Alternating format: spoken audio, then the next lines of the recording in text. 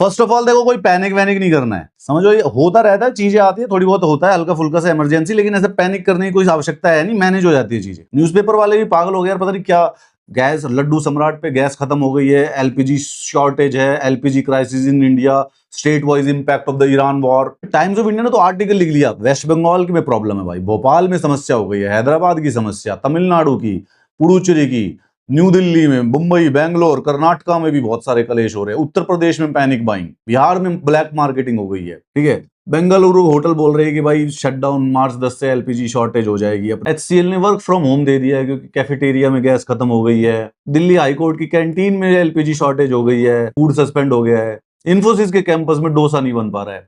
थोड़ी तो समस्या लग रही है। आप इन चीजों पे पैनिक मत कीजिए, क्योंकि जितना ज्यादा इससे पैनिक करते हैं समस्या और ज्यादा बढ़ जाती है। ये पैराडॉक्स होता है, किसी चीज की शॉर्टेज है, आदमी पैनिक में इतनी सारी चीजें होल्ड करने लग जाता है कि जो शॉर्टेज है वो बेसिकली 20 गुना मल्टीप्लाई हो जाती है। देखो थोड़ी सी समस्या है एक्चुअली में, हमारे देश में पूरे साल में 31 मिलियन टन की जो एलपीजी वो यूज होती है। 87% तो हम घर में अपने सिलेंडरों में यूज कर लेते हैं, और ये 13% होटलों वोटलों में, रेस्टोरेंट्स में 13% कमर्शियल वो होती है।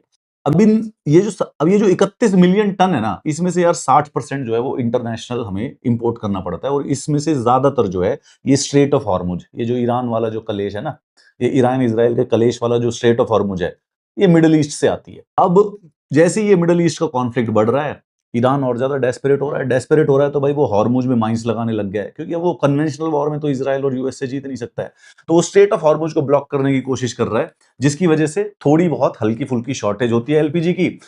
रूमर और ज्यादा फैल जाते हैं, लोग रश करते हैं और ज्यादा उसको बुक कराने के लिए। वेस्ट बंगाल में जनरली 1 लाख बुकिंग हुआ करती थी, इमीडिएटली रातों रात 2 लाख बुकिंग आ गई उनके पास। मतलब कि अब सबके सब भाग रहे हैं उसको होर्ड करने के लिए।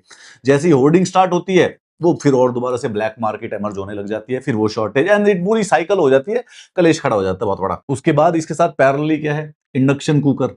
दिल्ली में, गुड़गांव में इंडक्शन कुकर ब्लैक में बिकने लग रहे हैं। फ्लिपकार्ट पे इंडक्शन और अमेजोन पे इंडक्शन जो कुकर है वो आसानी से डिलीवरी नहीं मिल रही है, कहीं 15-15, 20-20 दिन की डिलीवरी हो गई है। एज ए फ्रेंड बता रहा हूँ, देखो दोस्तों, जीवन में ऐसी समस्याएं आती रहती हैं, बहुत ज्यादा लंबी चलने वाली समस्याएं नहीं है। हल्की सी हम्बल सी रिक्वेस्ट है, घर वाले भी पैनिक वैनिक कर रहे होंगे, पैनिक बाइंग मत करो, पैनिक होर्डिंग मत करो, पैनिक बुकिंग मत करो एलपीजी की। ज्यादा से ज्यादा 4-5 दिन का मैटर रहता है, ये सुधर जाता है। अगर हम सबके सब पेशेंस से काम करेंगे तो शायद बच जाएंगे। तो ज्यादा टेंशन मतलब जिसकी छूट गई ना, अगर प्रॉब्लम आनी होगी तो फिर इतनी लंबी आएगी, जो ये होल्डर हैं ये भी नहीं बच पाएंगे। टाइम टू रिलैक्स वाला मैटर है ये।